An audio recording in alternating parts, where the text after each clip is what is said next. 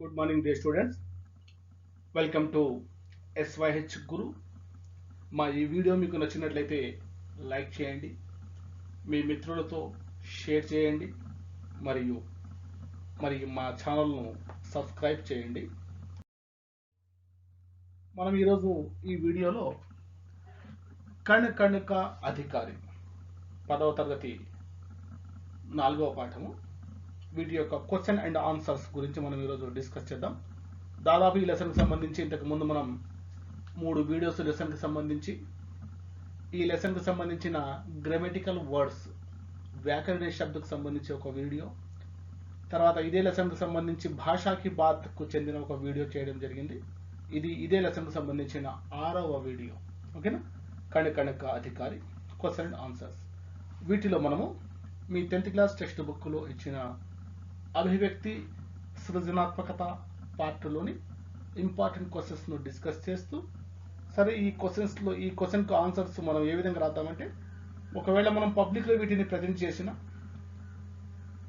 Out of marks సాధించడానికి ఏ విధంగా రాస్తే సరిపోతుందో అదే విధంగా వీటిని ప్రజెంట్ చేద్దాం. మనం ఈ వీడియోలో 2 షార్ట్ క్వశ్చన్స్ మరియు ఒక ఎస్ఏ క్వశ్చన్ గురించి డిస్కస్ చేయబోతున్నాం. ఆ ఎస్ఏ క్వశ్చన్కు 8 మార్క్స్ ఉంటాయి. ఇది పోయట్రీ ఎస్ఏ క్వశ్చన్కు. సో ఆ 8కి 8 మార్క్స్ ఎలా సాధించాలి? షార్ట్ క్వశ్చన్కు 2 మార్క్స్ ఉంటాయి. 2 అవుట్ ఆఫ్ 2 మార్క్స్ ఏ విధంగా మనం సాధించాలో ఈ వీడియో ద్వారా తెలుసుకుందాం. మనకు అభివ్యక్తి సృజనాత్మకత అనే పార్ట్లో నుంచి మనం ఎందుకు క్వశ్చన్స్ తీసుకుంటున్నామంటే, మనకు దాదాపు ఎగ్జామ్లో ఇచ్చే ప్రశ్నలన్నీ అభివ్యక్తి సృజనాత్మకత పార్ట్లో నుంచే వస్తాయి. కాకపోతే ఈ షార్ట్ క్వశ్చన్స్లో మనకు కేవలం 3 క్వశ్చన్స్ మాత్రమే, అంటే క్వశ్చనింగ్కు సంబంధించి 3 క్వశ్చన్స్ మాత్రమే టెక్స్ట్ బుక్ బేస్డ్ వస్తాయి. మిగతా క్వశ్చన్స్ అన్ని అభివ్యక్తి సృజనాత్మకత నుంచే ఇస్తాడు. వీటిలో ఫస్ట్ ప్రశ్న ఏంటంటే, కవి मेहनत करने वालों को सदा आगे रखने की बात क्यों कर रहे हैं అంటున్నాడు. అంటే ఏమి? ఇక్కడ కవి చెప్పారు కదా, ఏమని చెప్పారు? जो श्रम जल दिया उसे पीछे मत रह जाने दो, విజీత ప్రకృతి से पहले उसको सुख पाने दो అని చెప్పినారు. అవునా లేదా పాఠంలో? అదే ఇక్కడ చెబుతున్నాడు, కవి మెహనత్ కర్నే వాళ్ళకు, కవి కష్టపడి పనిచేసే వారిని సదా ఆగే రఖనే కి బాత్ క్యూ కహ్ రహే హై, క్యూ కర్ రహే హై అంటే ఎప్పుడు వారినే ముందు ఉంచాలి అనే విషయాన్ని, అనే మాటను ఎందుకు చెబుతున్నారు అనేసి ఇక్కడ ప్రశ్నించాడు. వాటికి మనం సమాధానంగా ఏం రాయొచ్చో చూద్దాం. మనం ఈ విధంగా రాసాం, మెహనత్ सफलता की कुंजी है, मेहनत करने वाला व्यक्ति कभी नहीं हारता, जो श्रम करता है उसके आगे पृथ्वी और आकाश झुक जाते हैं, जो पसीना बहाकर श्रम करता है उसी को सबसे पहले सुख पाने का अधिकार है, इसलिए मेहनत करने वालों को सदा आगे रखना चाहिए అనేసి మనం ఆన్సర్గా రాసాం. అంటే ఇదే ఫైనల్ అని కాదు, ఇది జస్ట్ మన వ్యూ అంతే. ఏం రాసామంటే, మెహనత్ సఫలతాకి కుంజీ హై అంటే శ్రమ అనున్నది విజయానికి తాళం చెవి లాంటిది.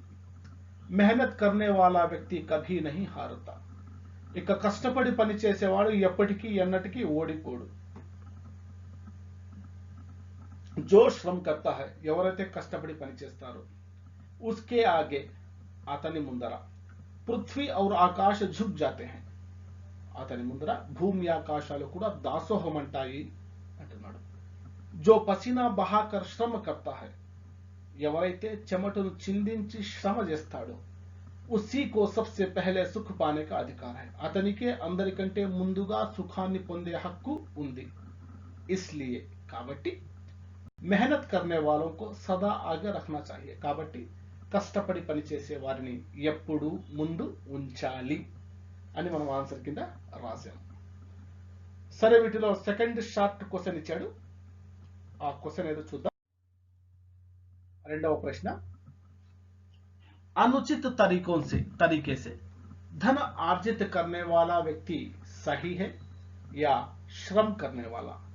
అపనే విచార్ బతాయియే అన్నాడు. అంటే అనుచిత తరీకే అంటే తప్పుడు మార్గాలలో, అనుచిత తరీకే से అంటే తప్పుడు మార్గాల ద్వారా ధన్ ఆర్జిత్ కర్నే వాలా అంటే డబ్బును సంపాదించే వ్యక్తి సహీ హే అంటే డబ్బును సంపాదించే వ్యక్తి కరెక్టా లేదా, యా శ్రమ్ కర్నే వాలా శ్రమించేవాడా, అప్నే విచార్ బతాయి అంటే నీ ఆలోచనను నీ అభిప్రాయాన్ని తెలియజేయండి అనేసి ఇక్కడ చెబుతున్నారు. సరే, దీనికి ఆన్సర్ మనం ఈ విధంగా ప్రజెంట్ చేయొచ్చు. చూడండి,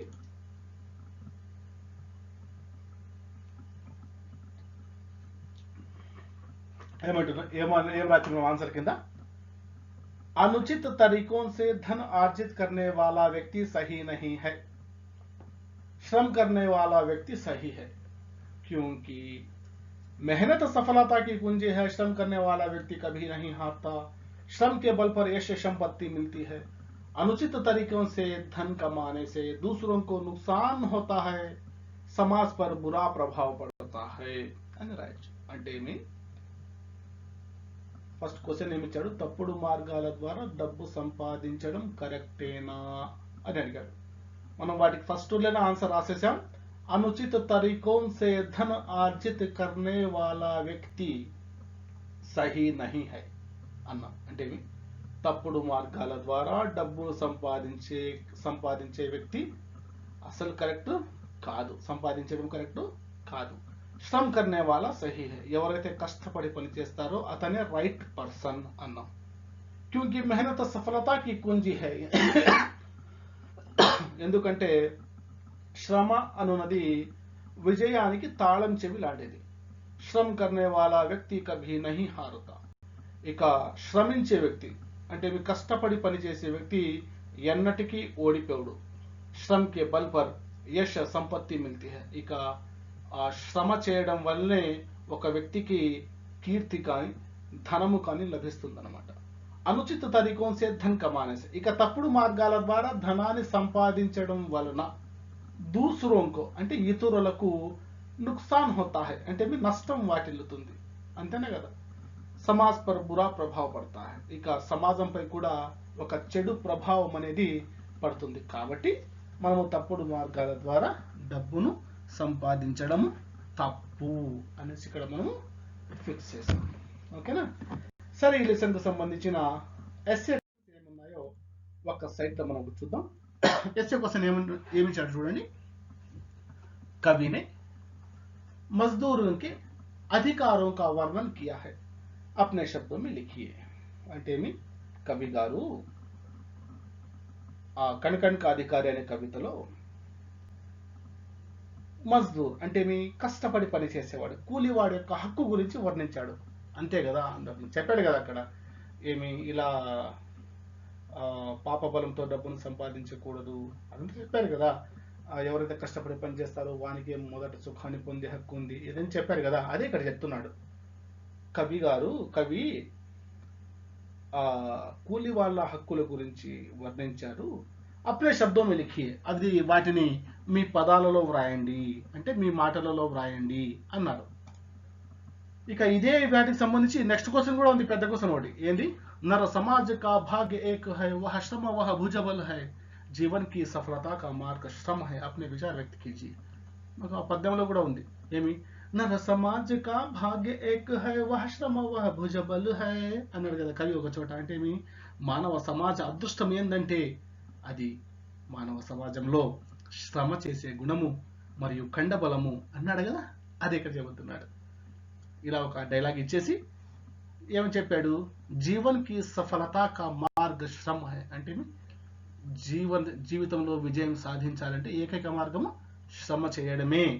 వీటి పట్ల మీ విచార్ వ్యక్తి కీజియే, మీ ఆలోచనలను వ్యక్తపరచండి అనేసి ఇక్కడ ప్రశ్న ఇచ్చాడు. మనము దాదాపు ఈ రెండు ప్రశ్నలకు జవాబు ఒకే జవాబు కింద అంటే ఒకే జవాబును రాసినా కూడా సరిపోతుంది. అది ఎలాగో ఒకసారి చూద్దాం. దాదాపు మనకి ఇది 8 మార్క్స్ కింద ఈ క్వశ్చన్ను ఇవ్వడం జరుగుతుంది. సో 8 మార్క్స్ మనము ఏ విధంగా సాధించవచ్చో ఈ ప్రెజెంటేషన్ ద్వారా మనం చూద్దాం. మనం ఇలాగే ప్రజెంట్ చేసినట్టయితే ఖచ్చితంగా 8 మార్క్స్ మనకు లభిస్తాయి, నో డౌట్ అబౌట్ ఇట్. ఓకేనా. సరే, ఇలా ఇచ్చినప్పుడు మనం ఎలా ప్రజెంట్ చేయాలంటే ఫస్ట్ మనము కవి పరిచయ్ అని రాయాలి. ఎందుకు కవి పరిచయం రాయాలంటే ఇది ఒక కవితా పాఠం కదా, కాబట్టి హెడ్డింగ్ ఏం పెట్టాం, కవి పరిచయం పెట్టాం. అది ఒకవేళ ప్రోజ్ పాఠం అయితే ఏం పెడతాం, ఎస్ అంతకుముందు మనం ఈద్గాహ్ గురించి డిస్కస్ చేసాం కాబట్టి అక్కడ ఏం పెట్టినాం, లేఖక్ పరిచయం అని పెట్టినాం. చూడండి అది ఆ విధంగా, సరేనా. ఇక్కడ ఏం పెట్టాము, హెడ్డింగ్ కవి పరిచయం అని పెట్టేసి దీని కింద ఏం చేసుకుంటాం, మనము అండర్లైన్ చేసుకుంటాం. అండర్లైన్ చేసుకుని ఫస్ట్ పాయింట్ రాస్తాం, ఏమని, కణ్ కణ్ కా అధికారి కవితా కే కవి శ్రీ రామధారి సింహ దినకర్ జీ హై అంటాం. అంటే ఏమి, ఈ కణ్ కణ్ కా అధికారి అనే కవిత యొక్క కవి శ్రీ రామధారి సింహ దినకర్ గారు అని. ఇక రెండో పాయింట్, ఇన్హే ఊర్వశి నామక గ్రంథ పర్ జ్ఞానపీఠ పురస్కార్ మిలా. వీరికి ఊర్వశి అనే అను పేరు కల, నామక్ అంటే అనే పేరు కల అని, ఓకేనా. ఊర్వశి అనే పేరు కల గ్రంథానికి గాను జ్ఞానపీఠ అవార్డు లభించింది, ఓకేనా. తర్వాత మూడో పాయింట్ ఏం రాసామంటే, రేణుక కురుక్షేత్ర పరశురామ్ కి ప్రతీక్ష రసవంతి ఆది ఇన్కి రచనాయే హై అన్నాం. అంటే రేణుక కురుక్షేత్ర పరశురామ్ కి ప్రతీక్ష రసవంతి మొదలుగునవి వీరి రచనలు. చాలు, ఈ కవి గురించి ఇలా 3 వాక్యాలు రాస్తే చాలు. ఎందుకంటే కవి పరిచయానికి మనకు కేటాయించిన మార్కులు ఏంటంటే కేవలం 1 మార్కు మాత్రమే, ఓకేనా. సరే, ఇక నెక్స్ట్ హెడ్డింగ్ మనం రాస్తాం, కవిత కా సారాంశ అని రాస్తాం. అంటే ఈ కవిత యొక్క సారాంశం. యాక్చువల్గా ఈ కవిత సారాంశంని మనము మన పదాల్లో అంటే మన ఈజీ వర్డ్స్తో మనం ప్రజెంట్ చేస్తాం. కవిత యొక్క సారాంశం ఏం రాసాం చూడండి. ఇది పెద్ద అక్షరాలు ఉండడం వల్ల మనకు చాలా ఎక్కువ కనిపిస్తుంది, చాలా చిన్నగానే ఉంటుంది. ఏం చెప్తున్నాడు, కవి कहते हैं कि जो आदमी पाप के बल से धन कमाता है उस धन को कोई दूसरा भाग्यवाद कपट से भोगता है, इसलिए पाप के बल से धन कमाना ఉచిత నహీ హై. చూడండి, చాలా సింపుల్ వర్డ్స్ లో సింపుల్ లైన్స్ లో మనం వీటిని ప్రజెంట్ చేయడానికి ప్రయత్నించాము, కాబట్టి జాగ్రత్తగా వినండి. కవి కహతే హై కి, కవి అంటున్నారు ఏమిటంటే, జో ఆదమి పాప్ కే బల్ సే ధన్ కమాతా హై, ఏ వ్యక్తి అయితే పాప బలముతో ధనాన్ని సంపాదిస్తాడో ఉస్ ధన్ కో కోయి దూసరా భాగ్యవాద్ కపట్ సే భోగుతా హై, ఆ ధనాన్ని వేరే వ్యక్తి అదృష్టవంతుడు కపటముతో మోసముతో వాటిని అనుభవిస్తాడు. ఇస్లియే, కాబట్టి పాప్ కే బల్ సే అంటే పాప బలముతో, ధన్ కమానా ఉచిత్ నహీ హై ధనము సంపాదించడము కరెక్ట్ కాదు, సరి అయినది కాదు అనేసి ఒక పారాగ్రాఫ్ లో రాశాం. ఇక नेक्स्ट पैराग्राफ, श्रम मानव समाज का भाग्य है, श्रम करने वाले के सामने पृथ्वी और आकाश झुक जाते हैं, जो पसीना बहाकर श्रम करता है उसी को सबसे आगे सुख पाने का अधिकार है, मेहनत करने वाले सदा आगे रहना है, मेहनत करने वालों को पीछे नहीं छोड़ना है. ఇక్కడ ఏం చెప్తున్నామంటే, శ్రమ మానవ సమాజిక భాగ్య హై, శ్రమ అనున్నది మానవ సమాజం యొక్క అదృష్టము. శ్రమ్ కర్నే వాలోం కే సామునే అంటే కష్టపడి పనిచేసే వారి ముందర అని. పృథ్వీ ఔర్ ఆకాశ్ ఝుక్ జాతే హై అంటే భూమి మరియు ఆకాశాలు దాసోహం అంటాయి. జో పసీనా బహాకర్ శ్రమ్ కర్తా హై, ఎవరైతే చెమటను చిందించి కష్టపడుతాడో, ఉసీకో సబ్సే ఆగే అతనికే అందరికంటే ముందు సుఖ్ పానే కా అధికార్ హై సుఖాన్ని పొందే హక్కు ఉంది. మెహనత్ కర్నే వాలా అంటే కష్టపడి పని చేసేవాడు, సదా ఆగే రహతా హై అంటే ఎప్పుడు ఎల్లప్పుడూ ముందు ఉంటాడు. మెహనత్ కర్నే వాలోంకో అంటే కష్టపడి పని చేసే వారిని పీछे नहीं छोड़ना है అంటే వెనుకల ఉండనివ్వకూడదు అని. చూడండి అన్న, మనకి ప్రెజెంటేషన్ ఏ విధంగా పెట్టామంటే,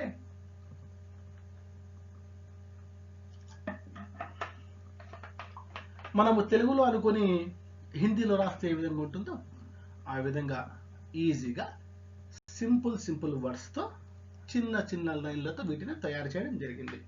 ఓకేనా? సరే, ఇంకేం రాసామంటే प्रकृति के सभी वस्तुओं पर सबको समान अधिकार है. प्रकृति के कण कण का वास्तविक अधिकारी श्रम करने वाला है. श्रम मानव समाज का अमूल्य धन है.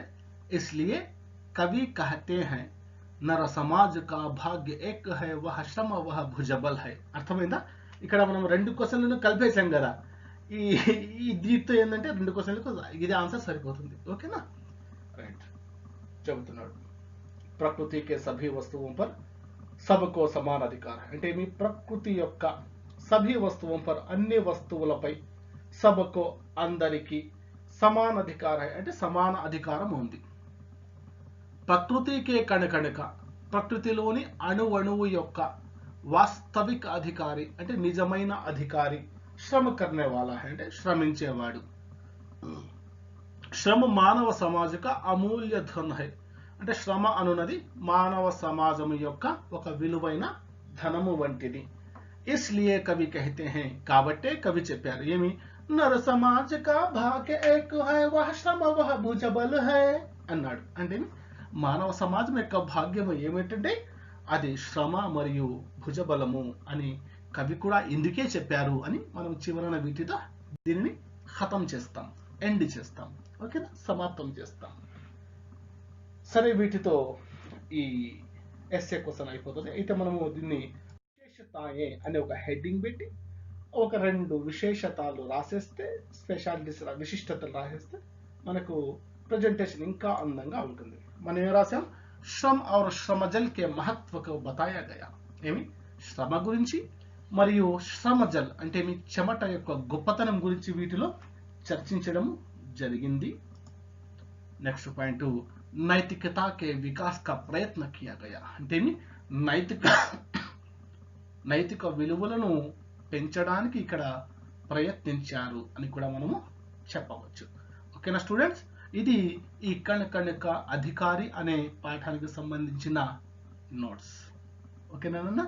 ఐ హోప్ మీరు స్కూల్ రీఓపెన్ అయ్యేంత వరకు లోపలే వీటిని క్షుణ్ణంగా నేర్చుకుంటే కూడా మీకు ఎటువంటి నష్టం లేదు, క్షుణ్ణంగా నేర్చుకుంటారని నేను ఆశిస్తున్నాను. మీరు నేర్చుకున్నట్లయితేనే నేను పడిన ఈ శ్రమకు కొంచెం ప్రతిఫలం లభించినట్టు.